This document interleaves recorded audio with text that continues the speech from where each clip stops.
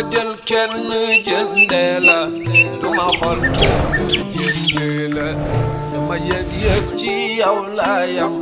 dama réeroon nga gën Serigne Moustapha duma jël kenn jëndee la duma xool kenn jël Serigne Moustapha sama yëg-yëg ci yow laa yam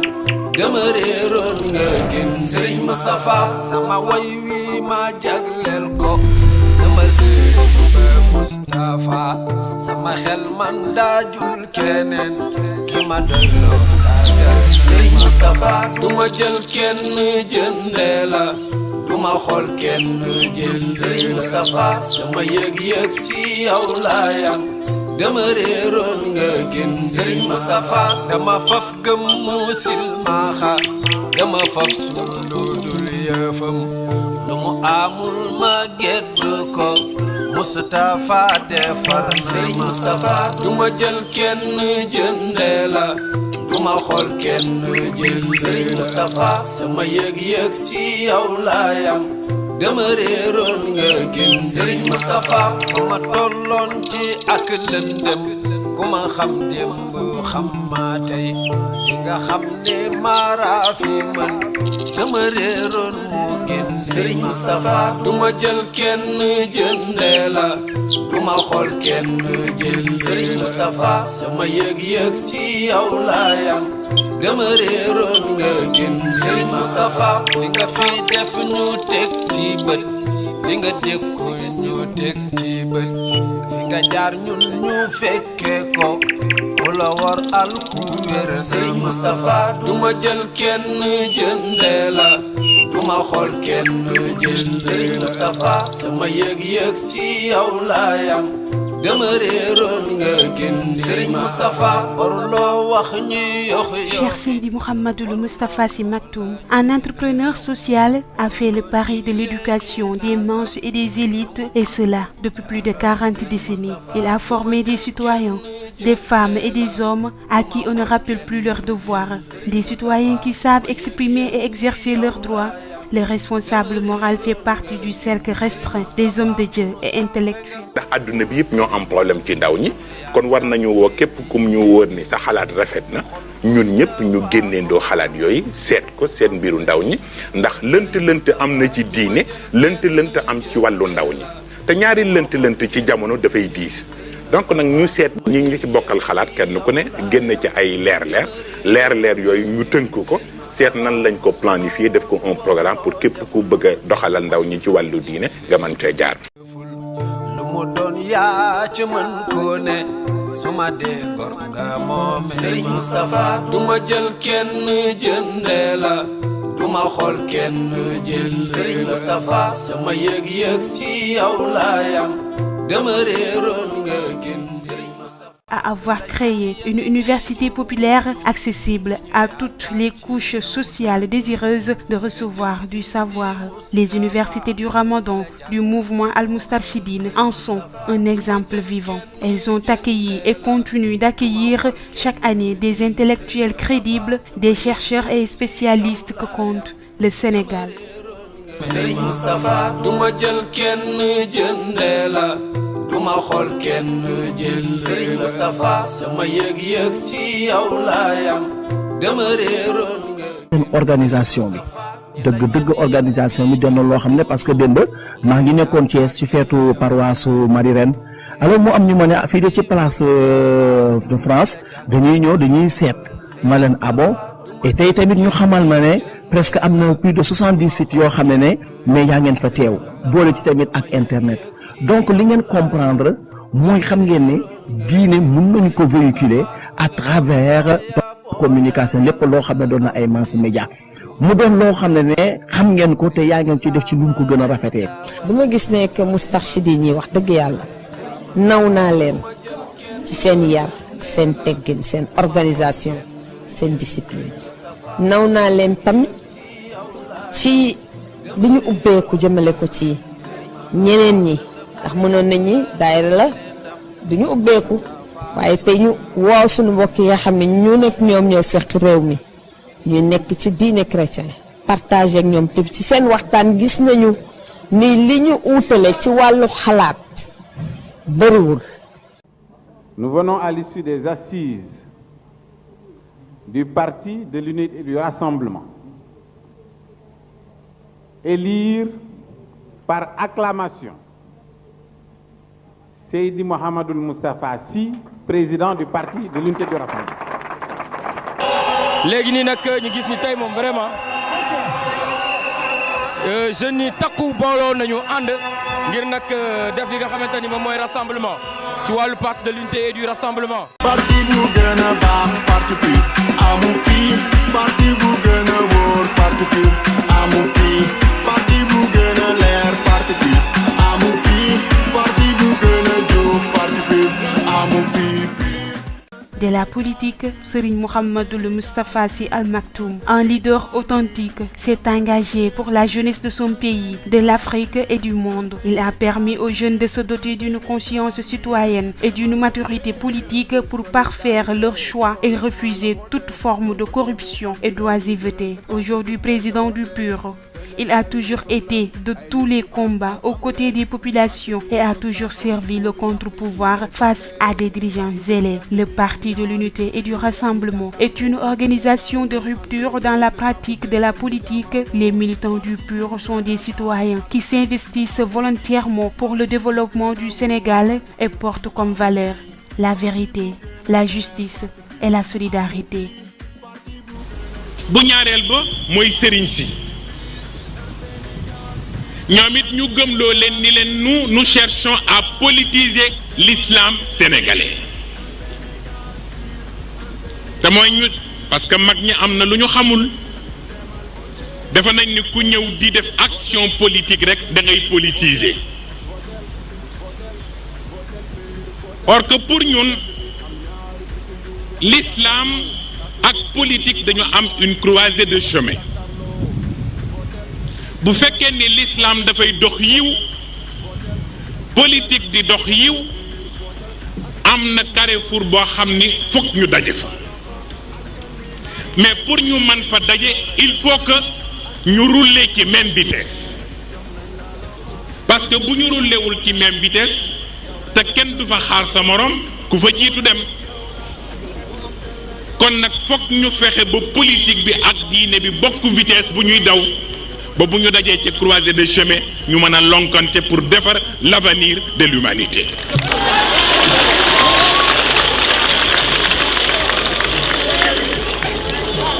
te ma bëgg ngeen am lu ngeen bàyyi xel mooy li ñu leen di naxe parce que ñi leen di nax dañuy jël liberté suule ko liberté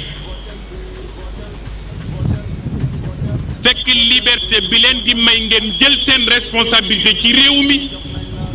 ñu jël liberté bi jëm ci seen passion musul boobu may nañu leen ngeen fecc may nañu leen ngeen sabaru may nañu leen ngeen koladera may nañu leen ngeen nawetaan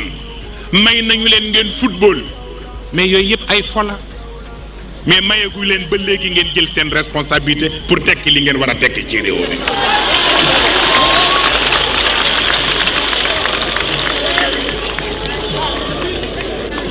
jël liberté nag sous les libertés da ngay seet liberté bi ñu la jox ak bi ñu la xañ ban moo ci ëpp njariñ pour yow ñeenteel bi nag ma di ko wax Maître Abdoulaye Wade ak opposition bi c'est très important Cheikh Tidiane Sy dafa am ko ko laaj ni ko ni ndaw yi dawee jëm ci l'islam noo ko gisee mu ni ko dama cee tiit mu ni ko njiital diine bu ndaw yi di daw jëm ci l'islam nga tiit mu ni ko waaw li tax ma tiit ci moo di ndaw ñi dafa am fu ñu nekkoon te lañu doon yaakaar ñu defe ni ca loola la ne bañ ko ci wëree wër gisuñu ko ñu daw defe ni kon mën nañ koo fekk ci l'islam kon nag la ñu yaakaar ci l'islam ba ñëw ca bu ñu ñëwee ci l'islam fekk fa rek la ñu geddoon fële bu ñu geddaatee dootuñu dellu si kon nag may yëgal Maître Abdoulaye Wade ak waa opposition bi ni leen ndaw yi daw jëm si ci ñoom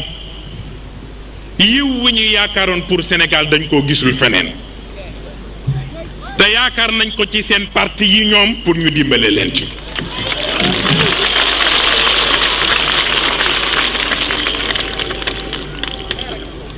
bu ko defee nag li ciy am solo mooy ñu fexe ba ñoom yaakaar bi bañ a tas.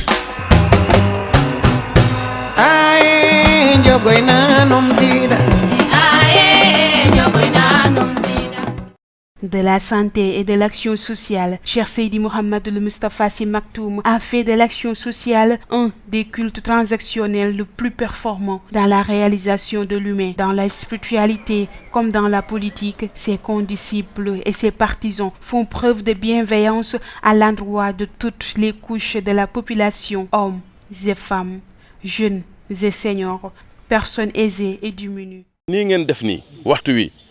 ñun ñi fi nekk te nga xam ne amuñu tey liberté amoon nañu liberté waaye bañ amee liberté xalaatuñu woon jëf ju mel ni seen jëf ji man bokk mosuma koo xalaat waxtu tabaski du jot nga naan ma kaa ñu dem ci prison bu dama la bul ma ko waxati man tal naa nekk ak sama njaboot gi lekku yàpp siyaare samay mbokk siyaare samay goro namanti kook sama xarit yi ma gëj a gis waaye du ma dem di seeti ay prisonniers yoo xam ne xaw ma lu ñu def bañ tëj leen boobu sama xel foofu la yem yéen ñi nga xam ne nag yar nañ leen xamal leen loolu ba ngeen mën koo def wax dëgg yàlla dimbali na leen waaw kon nag loolu it lu rëy la ci ñun loo xam ne waxtu wi nga xam ne sa jabar sax wala say doom duñ la set si ndax dañ naan waxtu wi ñoom ñii ñaane nañ déwénal ñii baalu ji nañ àq yéen ngeen bàyyi loolu lépp te xamu leen ñu ñëw set si ñu bu fekkee dañoo defoon ba toog fi ci kaso bi lu ñu ñàkk jom dinañ ñun kat war nañoo góorgóorlu am jom ndax ñii nga xam ne dañoo bàyyi seen i baalonte ak bàyyi seen i kër ñëw indil ñu teraanga ju mel nii set si waale ñu sañ set si ñu ndax kenn mënoon na ko indi mais nii ngeen dajaloo set si ñu de bu fekkee dañoo nekkoon ci yoon wu jubul dañ naan nañu góorgóorlu ab ñaax la bu fekkee dañoo nekkoon ci lu baax it dañ naan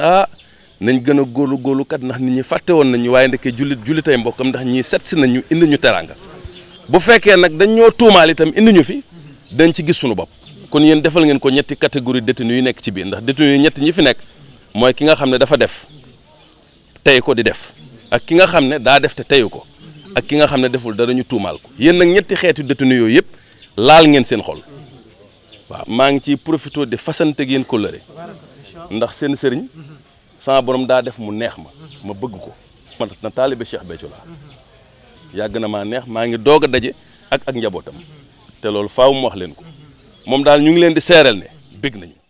L'action sociale, en tant que dispositif social, apporte un réconfort et un soutien moral ou matériel à toute personne dans le besoin, investissement humain, collecte de vivres et d'habits pour dons aux sinistrés, aux malades et aux prisonniers, alphabétisation, dons de sang, dépistage du cancer du col de l'utérus sont, entre autres, des actions que mènent en toute discrétion ses condisciples et ses partisans. Et cela depuis plus de 4 décennies. Au plan économique et social, vos champs collectifs vous ont permis d'atteindre une importante production d'arachides, de mil et de légumes. Les investissements humains réalisés par les membres de votre mouvement sont exemplaires. Nettoiement des mosquées, particulièrement à l'approche de la Korité et de la Tabaski. Les villages de Koutal, Kaolack, Mbaling, Mbour et Pekouk Thiès, où sont regroupés et soignés les lépreux,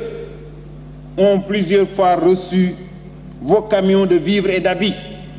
que vous avez collectés.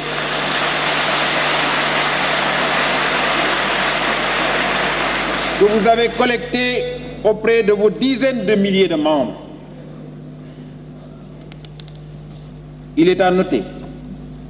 que toutes ces actions sont accomplies encore une fois dans la plus grande discrétion. dégagé ñetti at bu jëkk bi moo di ñu séddee ko jigéen ndax arab yi dañuy wax ne al ummu madrasatun ida aadattaha aadatta sha'ban tayyib al araqi dañu ni kuy defar société da ngay jiitu ci jigéen ndax jigéen bu yàqoo rek yàqu société moo tax nag ñu njëkk ak jigéen ñi pour nag wax leen seen bopp ñu def ko nag ci wàllu personnalité musulmane ba at mi passé moom la ñoom lañ ko jagaleel ci biir résolution yi nga xam ne moom la ñu génnee ci année bi dégagé nañ ci un programme de 10 ans. De l'économie, Cheikh Seydi Mouhamadoul Moustapha Sy Al Maktoum, grâce à son ingéniosité et sa vision, a formé des acteurs socio-économiques et ouvert un entrepreneuriat social. Conscient de la valeur du travail dans la réalisation de l'humain, il a orienté les jeunes et surtout les femmes dans l'entrepreneuriat et l'exercice d'un métier depuis plus de 20 ans. Le groupement Synergie Femmes prône l'entrepreneuriat féminin en organisant leurs autonomies financières à travers une mutuelle d'épargne et de crédit. Lutter contre la pauvreté en consommant ce que nous produisons et en produisant ce que nous consommons est leur credo.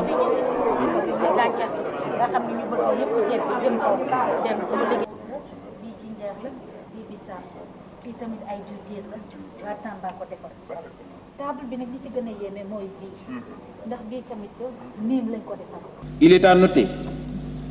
que toutes ces actions sont accomplies encore une fois dans la plus grande discrétion.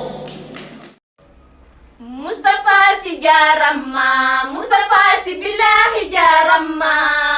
bëgg nañ la dootul dañ, bëgg nañ la billahi dootul dañ. Yaay doomu Sofi dem di doomu Cheikh Tidiane Maktoum di sëtu Babacar di sëtu Maodo Sy Malick Cheikh sa doom ji jar naa roy Moustapha Sy jar naa roy yar na ndaw ñi yir na leen.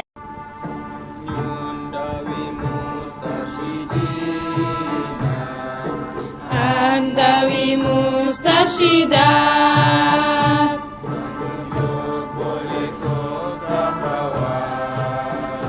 Takugam donali baña soy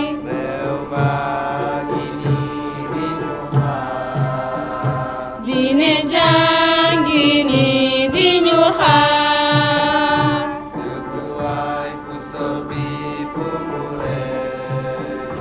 ngace am suni non diñu ree. taxaw naa fii ci benn table ronde boo xam ni def nañ ko fi ma ni Moustarchidine yi sunoo tànn citoyen yi gën Sénégal ñoom de dinañu bokk ci ñi noo gën tànn ndax ci ñi gën lañu bokk. tey sama mbokk Touba yi toog ñi ma bokkal l'islam bi toog dinaa gëm man lu ma gëm la seedeloo ko borom bu tedd bi tey sunoo tànn ci ñi gën ci xeetu rasulullahi Moustarchidine yi kenn du leen jiitu. waaye dama bëgg ñu xàmmee nit ñi xàmmee responsable yi xàmmee seeni rôle lu am solo moom mii bu doon lu ñuy jaay kenn du am njëgam ku dul yàlla.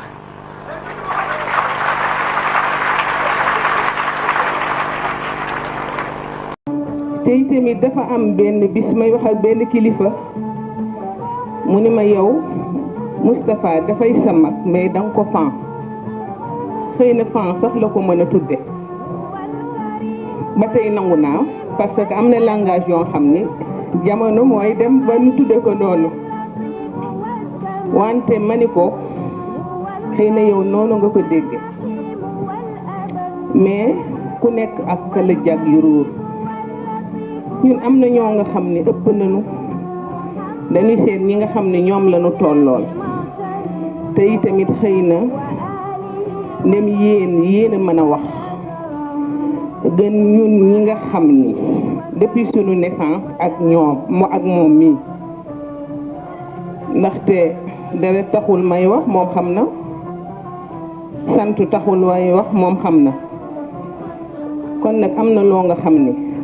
moo bu ko nit ñi gëmul ñun gëm nañu ko su ko nit ñi comprendre ñun comprendre nañu ko su ko nit ñi déggalul ñun déggal nañu kon nag maa ngi lay ñaan si bu la dara naqareete parce que am na ñoo xam ni ku nu gëm wala ñu déggal la ku la waxati rek dafa fekk amul xam-xam. À travers les belles paroles de Sokhna Asietou Sy, nous Moustarchid tenons à rendre un hommage à Cheikh Seydi Mouhamadoul Moustapha Sy Maktoum, notre guide spirituel, notre leader. duma jël kenn jëndee la duma xool kenn jëlee la sama yëg-yëg ci yow laa yam dama réeroon nga gën Serigne Moustapha duma jël kenn jëndee la duma xool kenn jël Serigne Moustapha sama yëg-yëg ci yow laa yam dama réeroon nga gën Serigne Moustapha sama way wi ma jagleel ko sama sëriñ ba Moustapha sama xel man daajul keneen ki ma doyloo sagal Serigne Moustapha duma jël kenn jëndee la duma xool kenn jël Serigne Moustapha sama yëg-yëg ci yow laa yam dama réeroon nga gën Serigne Moustapha dama faf gëm mu silmaxa dama faf sur lu dul yëfam lu mu amul ma gedd ko Moustapha defar Serigne Moustapha duma jël kenn jëndee la duma xool kenn jël Serigne Moustapha sama yëg-yëg ci yow laa yam dama réeroon nga gën Serigne Moustapha fa ma tolloon ci ak lëndëm ku ma xam démb xam ma tey di nga xam ne mara fi man dama réeroon mu gën Serigne Moustapha duma jël kenn jëndee la duma xool kenn jël Serigne Moustapha sama yëg-yëg ci yow laa yam dama réeroon